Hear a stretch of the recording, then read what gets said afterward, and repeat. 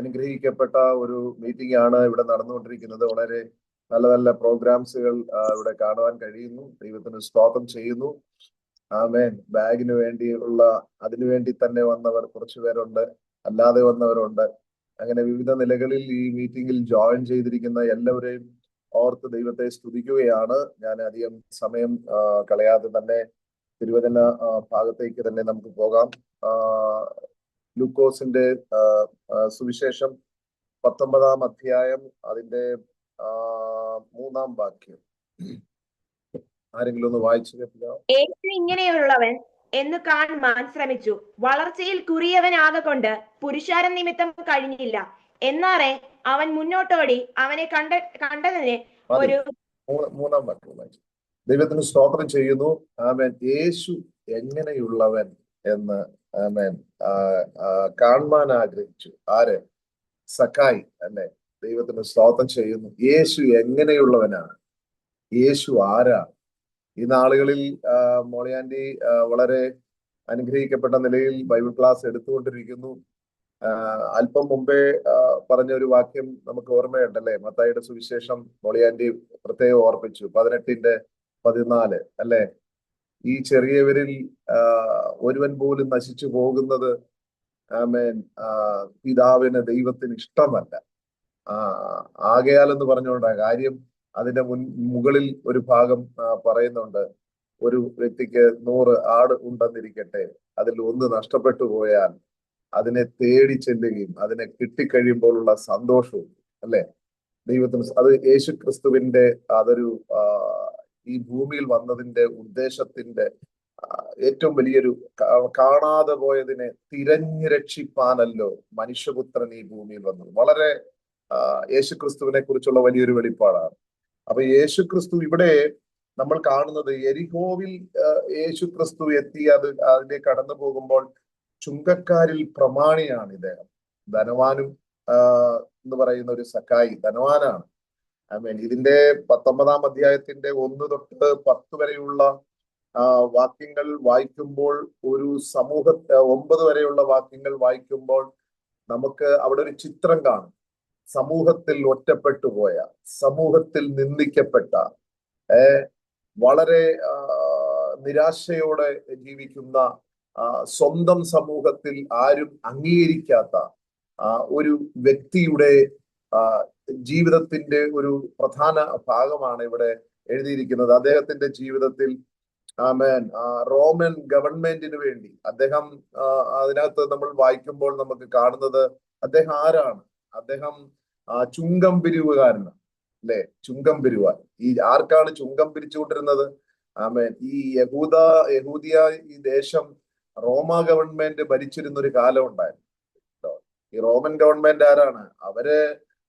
അവർ യഹൂദരല്ലായിരുന്നു. അപ്പോൾ അവർ ജാതീയരായിരുന്നു, അന്യജാതിക്കാരായിരുന്നു, പല ദേവന്മാരെയും ആരാധിച്ചു പോകുന്ന ബഹുദൈവ വിശ്വാസികളായിരുന്നു റോമാക്കാർ. യഹൂദർ ഇവരെ എങ്ങനെ കരുതിയിരുന്നു? ഇവരെ കണ്ടത് അന്യജാതിക്കാർ, അശുദ്ധർ അല്ലെ, അധിനിവേശക്കാർ എന്നൊക്കെ.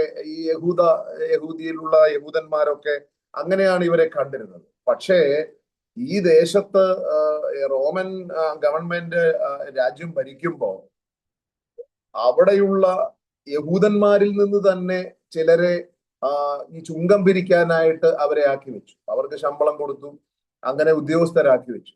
അതുകൊണ്ട് എന്ത് സംഭവിച്ചെന്ന് ചോദിച്ചാല്, ഈ സക്കായി എന്ന് പറയുന്ന മനുഷ്യൻ സ്വന്തം യഹൂദ ജനത്തിന്റെ ഇടയിൽ നിന്ന് അവരുടെ അടുക്കൽ കടന്നുപോയി ചുങ്കം പിരിക്കുക, അനാവശ്യമായി ചുങ്കം പിരിക്കുക.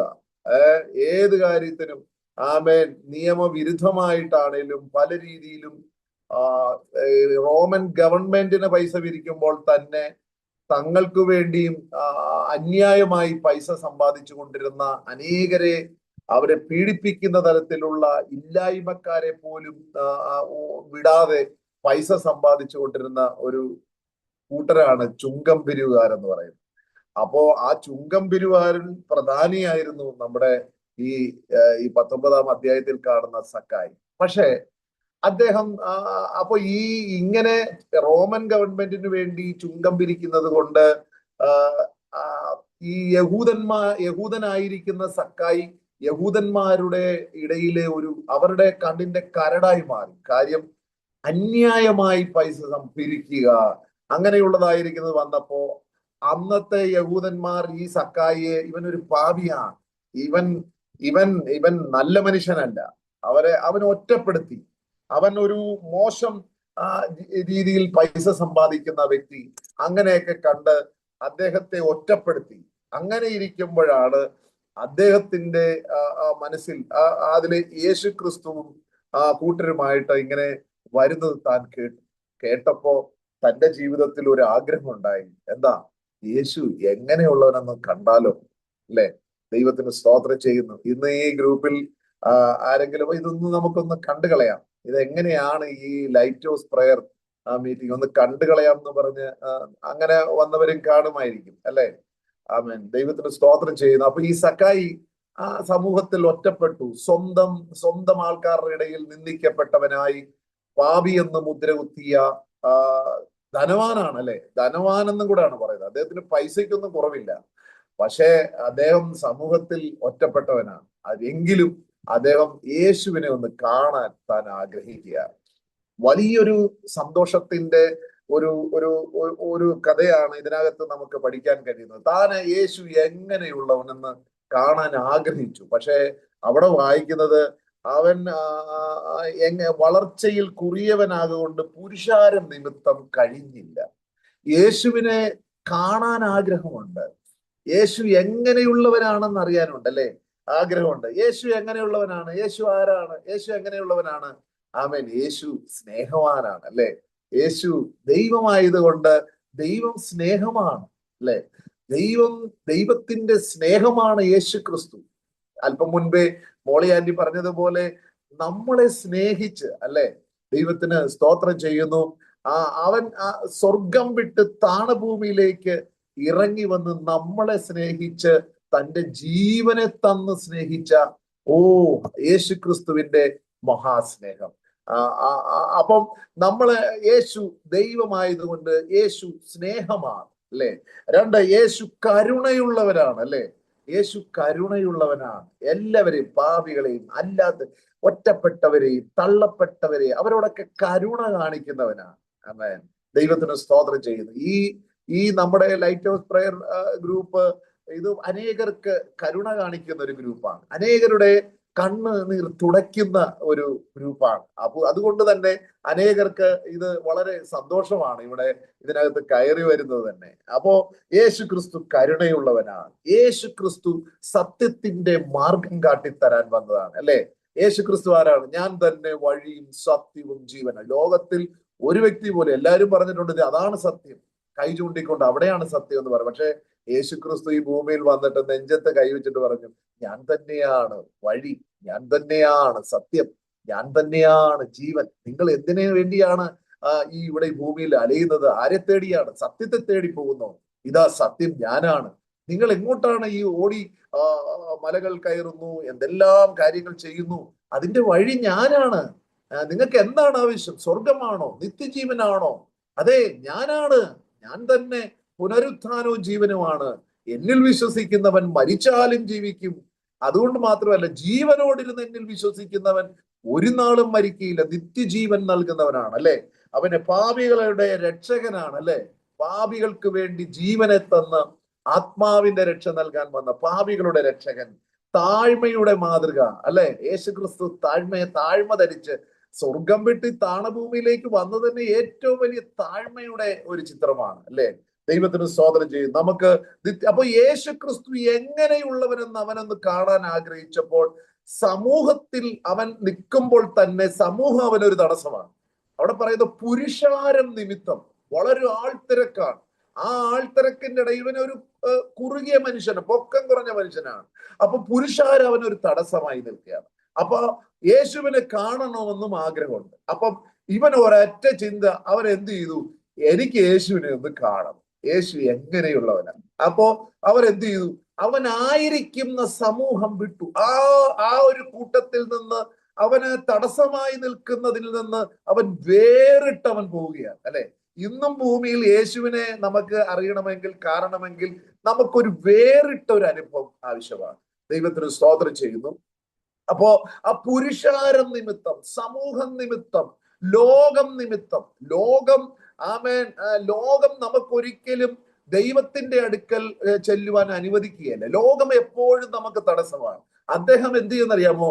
ഓടുകയാണ്. അദ്ദേഹം ഒരു ധനവാനാണ്, ഒരു ടാക്സ് കളക്ടറാണ്, വലിയൊരു ഉദ്യോഗസ്ഥനാണ്. അദ്ദേഹം ഓടുകയാണ്. എങ്ങോട്ട്? യേശുവിനെ ഒന്ന് കാണണം. അതിൽ താൻ മരത്തിൽ ചാടി കയറുകയാണ്. ഒന്ന് ഓർത്തു നോക്കി, ഇത്രയും വലിയൊരു ഉദ്യോഗസ്ഥൻ മരത്തിൽ ഓടി കയറുകയാണ്. ധനവാൻ അതെല്ലാം താൻ മറന്നു. യേശുവിനെ എനിക്ക് എങ്ങനെയെങ്കിലും ഒന്ന് കണ്ടാൽ മതി. ആ ഒരു ആഗ്രഹം തന്റെ ഹൃദയത്തിൽ വളരെ പച്ചയായി, അദ്ദേഹത്തിന്റെ ഹൃദയത്തിലെ ആ സത്യാവസ്ഥ, അദ്ദേഹം ഓടുകയാണ്. മരത്തിൽ പോയി കയറി എന്നിട്ട് ഇങ്ങനെ ആരും കാണുന്നില്ല. ഇലച്ചുകളുടെയൊക്കെ ആ ശിഖരങ്ങളുടെയൊക്കെ ഇടയിൽ ഇരുന്നു കൊണ്ട് യേശു ക്രിസ്തുവിനെ ഇങ്ങനെ കാണാനായിട്ട് വളരെ ആഗ്രഹത്തോടെ ഇങ്ങനെ ഇരിക്കുക, വാഞ്ചയോടെ ഇങ്ങനെ ഇരിക്കുക. ആ യേശു, ദൈവത്തിന് സ്തോത്രം ചെയ്യുന്നു, കാണാൻ ഇരിക്കുമ്പോ യേശു ക്രിസ്തു അതിലെ വന്ന് ആ മരത്തിന്റെ കീഴിൽ വന്നിട്ട് സക്കായിയോട് പറയുക. മരത്തിന്റെ അവിടെ നിന്നു. അവന്റെ ഹൃദയം ഞെട്ടിപ്പോയി. ആ മരത്തിന്റെ ചുവട്ടിൽ വന്നപ്പോ ഇത്രയും ജനം യേശുവിന്റെ കൂടെ ഉണ്ട്. അവിടെ വന്നപ്പോ യേശു പറയാ, സക്കായിയെ, യേശു മുകളിലോട്ട് നോക്കി, സക്കായിയെ, നീ താഴോട്ട് ഇറങ്ങി വാ മോനെ, നീ എന്റെ അടുക്കലോട്ട് വാ. നീ എന്നെ കാണാനല്ലേ ആഗ്രഹിച്ചത്, പക്ഷെ ഞാൻ നിന്നെ ചേർത്ത് പിടിക്കാൻ ആഗ്രഹിക്കുന്നു. ദൈവം, യേശു അവന്റെ ഹൃദയത്തെ കണ്ടു. യേശു അവന്റെ ആഗ്രഹത്തെ കണ്ടു. അതുകൊണ്ട് എന്ത് സംഭവിച്ചു? നീ ഇറങ്ങി വാ. ഈ കണ്ടിട്ടില്ലേ, തെങ്ങെന്ന് ഈ മരത്തെ നിന്ന് എങ്ങനെ കൈവിട്ടു വന്ന സ്പീഡിൽ ഇങ്ങനെ ഒരഞ്ഞൊരഞ്ഞു വരുന്ന പോലെ അവന് താഴോട്ട് അവൻ ഇറങ്ങി വന്നു. അവന്റെ സന്തോഷം അങ്ങ് സഹിക്കാൻ പറ്റാത്ത വളരെ ആനന്ദത്തിൽ അവൻ ഇറങ്ങി വന്നിട്ട് യേശു അവനോട് പറയണ, യേശു സക്കായിയെ ഇറങ്ങി വന്ന് പറഞ്ഞപ്പോ, ഞാൻ ഇന്ന് നിന്റെ വീട്ടിൽ പാർക്കേണ്ടതാണ്. യേശുവിനെ കാണണമെന്ന് ഒരു വ്യക്തി ആഗ്രഹിച്ചപ്പോ യേശുവിന്റെ ശബ്ദം, ആമേൻ, ഒന്ന് അവന്റെ പേര് വിളിച്ചു. ദൈവം, ആമേൻ, നമ്മെ നന്നായി അറിയുന്നവനാണ്. നമ്മുടെ പേരറിയാവുന്നവൻ, നമ്മുടെ കുലം അറിയാവുന്നവനാണ് യേശു. ബൈബിൾ വായിക്കുന്ന പോലെ നമ്മുടെ പ്രകൃതി അറിയുന്നവനാണ് നമ്മുടെ ദൈവം. നമ്മൾ ആരാണ്, നമ്മെ നന്നായി അറിയും, നമ്മുടെ ഉള്ളങ്ങളെ നന്നായി കാണുന്നവനാണ് നമ്മുടെ യേശു. അത് ദൈവമായത് കൊണ്ടാണ് അങ്ങനെ. അപ്പൊ യേശു പറഞ്ഞു, ഞാൻ ഇന്ന് നിന്റെ വീട്ടിൽ വന്ന് പാർക്കാൻ ആഗ്രഹിക്കുകയാണ്. ദൈവത്തിന് സ്തോത്രം ചെയ്തു. യേശുവിന്റെ കൂടെ നടക്കുന്ന അനേകരുണ്ട്, പക്ഷേ അവരോടൊന്നും യേശു പറയുന്നില്ല. പക്ഷേ ഈ ആഗ്രഹം പ്രകടിപ്പിച്ച ഇദ്ദേഹത്തിന്റെ വീട്ടിലുണ്ട്. അപ്പോ അവൻ ബന്ധപ്പെട്ടിറങ്ങി സന്തോഷത്തോടെ എന്ത് ചെയ്തു? യേശുവിനെ കൈക്കൊണ്ടു. യേശുവിനെ കൈക്കൊള്ളുന്ന ഒരു സന്തോഷത്തിന്റെ ചിത്രം. ബൈബിൾ പറയുന്നത്, യേശുവിനെ കൈക്കൊണ്ട് അവന്റെ നാമത്തിൽ വിശ്വസിക്കുന്ന ഏവർക്കും ദൈവമക്കളാകാൻ ദൈവം അധികാരം നൽകി. യേശുവിനെ കൈക്കൊള്ളുക എന്ന് പറഞ്ഞാൽ പഴയതിനെ ഉപേക്ഷിച്ചിട്ട് വേണ്ടേ കൈക്കൊള്ളുക. അപ്പോ യേശുവിനെ അവൻ കൈക്കൊണ്ടു. കണ്ടവരെല്ലാം, ഈ കാണുന്നവരെല്ലാം ഇദ്ദേഹത്തെ കുറിച്ച് പറയാ. 7-ാം വാക്യം പറയാ, അവൻ പാപിയായ ഒരു മനുഷ്യന്റെ കൂടെ പാർപ്പാൻ പോയി എന്ന് പറഞ്ഞ് പിറുപിറുത്തു. അതെ, ലോകം എപ്പോഴും, മനുഷ്യൻ ആരും നല്ലവരില്ല, അല്ലെ? നമ്മളെല്ലാവരും, ബൈബിൾ പറയുന്ന എല്ലാ മനുഷ്യരും പാപികളാണ്. ഒറ്റ മനുഷ്യൻ പോലും, ഈ യഹൂദന്മാര് പോലും, ഇവന്മാരെല്ലാം ഞങ്ങളുടെ കുത്തകയാണ് ദൈവം, ന്യായപ്രമാണം ഞങ്ങളുടെ കുത്തകയാണ്, ഞങ്ങളുടെ സ്വന്തമാണ് ദൈവം എന്നൊക്കെ ചിന്തിച്ചു വെച്ചിരുന്ന ഇവന്മാരെ ഉദ്ദേശിച്ച് റോമാലേഖനത്തിൽ ബൈബിൾ പറയുന്നുണ്ട്, ഒരു വ്യത്യാസവും ഇല്ല, എല്ലാവരും പാപികളാണ്. അല്ല, സകല മനുഷ്യരും പാപികളാണ്. പക്ഷേ ലോകം നമ്മെ മുദ്ര കുത്തും, നമ്മൾ തെറ്റ് ചെയ്യാത്ത ആരുമില്ല, അല്ലേ? പക്ഷേ ലോകം പറയാണ്, ഇവൻ എന്തിന് ഈ യേശു ഇവന്റെ വീട്ടിൽ പോണോന്ന് പറയുന്നു, അവനെ ചേർത്ത് പിടിക്കുന്നു. അപ്പൊ എല്ലാരും പിറുപിറുത്തു. സക്കായിയോ അവനെ യേശുവിനെ കൈക്കൊണ്ട് കഴിഞ്ഞപ്പോ ഉണ്ടല്ലോ, അവന്റെ ജീവിതത്തിൽ ഒരു വലിയൊരു രൂപാന്തരം. ഇതെല്ലാം സെക്കൻഡുകൾ, നമുക്ക് എത്ര സമയമെടുക്കും? യേശു ഒരുവന്റെ ജീവിതത്തിൽ വന്നാൽ കുറെ കാലം കഴിഞ്ഞല്ല അവന്റെ ജീവിതത്തിൽ മാറ്റം വരുന്നത്. ഉടനെ അടി യേശു ആരുടെ ജീവിതത്തിൽ വന്നിട്ടുണ്ടോ അവന്റെ ജീവിതത്തിൽ രൂപാന്തരം വരികയാണ്. ഇതാണ് ഏറ്റവും വലിയ പ്രത്യേകത. നമുക്ക് ബാഗ് കിട്ടുന്നതും അല്ലെങ്കിൽ കിറ്റ് കിട്ടുന്നതും അല്ലെങ്കിൽ എന്തെങ്കിലും സാമ്പത്തികമായ നന്മ ഇതൊന്നും അല്ല നമ്മുടെ ജീവിതത്തില്. ഇതൊക്കെ നമ്മളെ പ്രോത്സാഹിപ്പിക്കുകയും കരുണ കാണിക്കുകയും, അത് ക്രിസ്തുവിന്റെ സ്വഭാവത്തിന്റെ ഒരു ഒരു ഒരു തലമാണ്. അത് ക്രിസ്തു ഉള്ളവർ അത് ചെയ്യും. പക്ഷെ ഇവിടെ യേശു അവന്റെ ജീവിതത്തിൽ വന്നപ്പോ അവന് ജീവിതത്തിൽ ഒരു വലിയൊരു മാനസാന്തരം വരികയാണ്, രൂപാന്തരം വരികയാണ്. നമ്മൾ യേശുവിനെ ഹൃദയത്തിൽ വന്നു കഴിഞ്ഞാൽ, ഞാനൊരു പട്ടാളക്കാരനാണ്, എല്ലാവർക്കും അറിയാം, ദൈവത്തിന് സ്തോത്രം ചെയ്യുന്നു. ഞാൻ കള്ളും കുടിച്ച് മോശമായി ജീവിച്ചിരുന്ന കാലത്ത് എന്റെ ജീവിതത്തിൽ യേശു വന്നപ്പോൾ എന്റെ ജീവിതം മാറിപ്പോയി. ഞാൻ കേസ് കണക്കിന് സൂക്കേസ് കള്ളും നിറച്ച് വന്നിരുന്ന ഒരു കാലം ഉണ്ടായിരുന്നു. എന്റെ അവിടെയുള്ള ആലപ്പുഴയിലുള്ളവരൊക്കെ കാണുന്നവർ ചോദിച്ചു, ഈ രാജു ഇങ്ങനെയുള്ള ഒരു മനുഷ്യനായി മാറിയോ? ഇപ്പൊ ലഹരിക്കെതിരെ പ്രസംഗിക്കുകയാണ്. ആർമി റിട്ടയർഡ് ഓഫീസർമാർക്ക് 10 കുപ്പി മാസം കിട്ടും. പക്ഷെ അതെല്ലാം ഉപേക്ഷിച്ച് ലഹരിക്കെതിരെ പ്രസംഗിക്കുകയാണ്. എത്രയോ കുടുംബങ്ങൾ തകർന്നു പോയി. കഴിഞ്ഞ ആഴ്ച തന്നെ കണ്ണൂരിൽ ഒരു മാതാവിന്റെ പെടലി അറുത്ത് ഒരു യൗവനക്കാരൻ 25. ലഹരി അനേക ജീവിതങ്ങളെ തകർത്തുകൊണ്ടിരിക്കുകയാണ്. എന്റെ പ്രിയപ്പെട്ടവരെ, ഈ പ്രോഗ്രാമുകളും ഈ സൂം മീറ്റിങ്ങുകളും ഒക്കെ ചെയ്യുന്ന എന്തിനാണെന്നറിയാമോ? യേശുവിനെ അറിയണം. യേശു വന്നെങ്കിലേ ഏതൊരു മനുഷ്യന് രൂപാന്തരപ്പെടൂ. ഈ ലോകത്ത് പോലീസ് അവൻ എന്ത് തെറ്റ് ഇടിച്ച് ജയിലിൽ കൊണ്ടാക്കി അവൻ നന്നാകത്തില്ല. അവനെ ഒരുപാട് ബോധവൽക്കരണം നടത്തിക്കൊണ്ട് അവൻ നന്നാകത്തില്ല. പക്ഷേ അവന്റെ ഉള്ളു നന്നാകണം. ഏതൊരു മനുഷ്യനും നന്നാകണമെങ്കിൽ അവന്റെ ഉള്ളു നന്നാകണം. ആ ഉള്ളു നന്നാകണമെങ്കിൽ തിരുവചനത്തിന് മാത്രമേ പറ്റത്തുള്ളൂ, യേശുവിന് മാത്രമേ പറ്റത്തുള്ളൂ. ദൈവത്തിന്റെ വചനം പറയുന്നറിയോ? ദൈവത്തിന്റെ വചനം ജീവനും ചൈതന്യമുള്ളതായി ഇരുവായ്ത്തലയുള്ള ഏതു വാളിനേക്കാളും മൂർച്ചയേറിയതും, കേട്ടോ, പ്രാണനെയും ആത്മാവിനെയും സന്ധിമജ്ജകളെയും രൂപാന്തരം വേർതിരിക്കും വരെ തുളച്ചിൽ. എന്ന് പറഞ്ഞാൽ മനുഷ്യന്റെ ദൈവവചനം ആത്മാവിൽ എന്ത് ചെയ്യും? ആത്മാവിനെ രൂപാന്തരപ്പെടുത്തും, ജഡത്തിനെ രൂപാന്തരപ്പെടുത്തും, പ്രാണനെ, ശരീരത്തെ, ആത്മാവിനെ, പ്രാണനെ, സന്ധിമജ്ജകളെയും. ഇത് ലോകത്തിൽ അങ്ങനെ ഒരു സന്ദേശം ഉണ്ടെങ്കിൽ തിരുവചനത്തിന് മാത്രമേ പറ്റൂ. 3 മേഖലകളിലും മനുഷ്യനെ രൂപാന്തരപ്പെടുത്താൻ. അപ്പൊ അവന്റെ ജീവിതത്തിൽ ഉടനെ രൂപാന്തരം വന്നു. ഉള്ളിൽ അവൻ ഒരു മാനസാന്തരം വന്നു. അവൻ എന്നിട്ട് പറയാ, സക്കായിയോ നിന്ന് കർത്താവിനോട്, കർത്താവേ, എന്റെ വസ്തുവകയിൽ പാതി ഞാൻ ദരിദ്രർക്ക് കൊടുക്കുന്നു, വല്ലതും ചതിവായി വാങ്ങിയിട്ടുണ്ടെങ്കിൽ 4. അവനൊരു കൗണ്ടർ അടിച്ചുകൂടെ? അവൻ അന്നേരം തന്നെ ഒരു കൗണ്ടർ അടിച്ചു, ഒരു ബോർഡും വെച്ചു. എന്താ? ഞാൻ ചതിയനാണ്, 4 മടങ്ങ് ഞാൻ പലരിൽ നിന്ന് വാങ്ങിച്ചിട്ടുണ്ട്, ആരുടെ നിന്നൊക്കെ വാങ്ങിയിട്ടുണ്ടെങ്കിൽ വന്ന് മേടിച്ചു.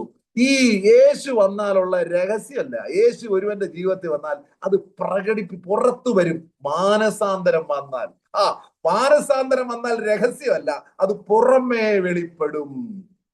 അവൻ ഒരു ബോർഡ് അടിച്ചു, ഒരു കൗണ്ടർ അടിച്ചു, ഞാൻ ചതിയനാണ്, ഞാൻ ഒരുപാട് പേരിൽ നിന്ന് അനാവശ്യമായി പിരിച്ചു, ഓടിവാ. കാര്യം എന്താ? യേശു എന്റെ ജീവിതത്തിൽ വന്നു, യേശു എന്റെ ജീവിതത്തിൽ വന്നു.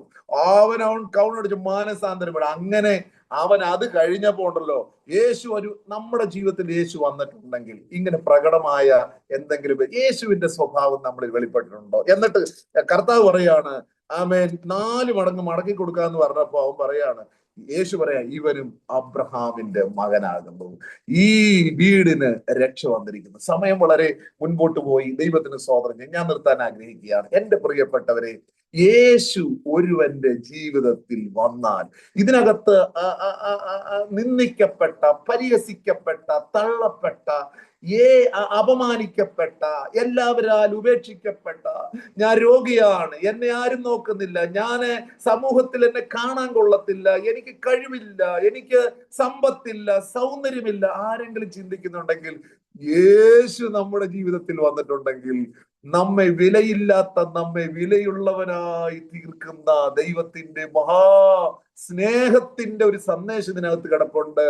യേശു ക്രിസ്തു പറയാണ്, ഈ ഭവനത്തിന് രക്ഷ വന്നു. എന്തെല്ലാം ഉണ്ടായി? അവനൊന്ന് ആഗ്രഹിച്ചതേ ഉള്ളൂ. ഇന്ന് എന്റെ പ്രിയപ്പെട്ടവരെ, യേശുവിനെ കാണാൻ നിങ്ങൾക്ക് കൊതിയുണ്ടോ? യേശുവിനെ ഒന്ന് അനുഭവിച്ചറിയാൻ കൊതിയുണ്ടോ? യേശു നിങ്ങളുടെ ഹൃദയത്തെ അറിഞ്ഞ്, ഹൃദയത്തിലെ ആഗ്രഹം അറിഞ്ഞ് നിങ്ങളുടെ ഭവനത്തിൽ, നിങ്ങളുടെ ജീവിതത്തിൽ യേശു ഓടി വരും. ആമേൻ. യേശുവിന്റെ സ്നേഹമാണ് ഈ ഗ്രൂപ്പുകളിൽ കൂടെ ഇങ്ങനെയുള്ളതായ മീറ്റിങ്ങുകൾ നടക്കുന്നത്. അല്ലാതെ ഇതിനകത്തൊരു സാമ്പത്തിക നേട്ടത്തിന് വേണ്ടി അല്ല. യേശുവിന്റെ സ്നേഹം ലോകം അറിയണം. ആലപ്പുഴ ലൈറ്റ് ഹൗസിൽ പ്രയർ ഗ്രൂപ്പിലൂടെ ലോകം അറിയണം, രക്ഷ അനുഭവിക്കണം. മരണം ഒരു ദിവസം നിശ്ചയമാണ്. പക്ഷേ ആ മരണത്തിൽ നിന്ന് നമുക്കൊരു നിത്യരക്ഷ ലഭിക്കാൻ കാരണമായി തീരട്ടെ. ജീവിതത്തിൽ മാനസാന്തരത്തിന്റെ അനുഭവത്തിലൂടെ ലോകത്തിന് വെളിച്ചം കാണിച്ചുകൊണ്ട് നമുക്ക് ഈ ഭൂമി ജീവിക്കാം. സമയം അതിക്രമിച്ചിരിക്കുന്നത് കൊണ്ട് ബൗണ്ടറി പല പ്രാവശ്യം എന്നെ ജേക്കബ് പാസ്റ്റർ വിളിച്ച് മെസ്സേജ് പറയാം, 17 മിനിറ്റ് കൂടുതൽ 1 മിനിറ്റ് കൂടിയിട്ടുണ്ട്. നിങ്ങൾ എല്ലാവരെയും ദൈവം അനുഗ്രഹിക്കട്ടെ എന്ന് പറഞ്ഞുകൊണ്ട് ഞാൻ എന്റെ വാക്കുകൾ നിർത്തുന്നു. ദൈവം നമ്മെ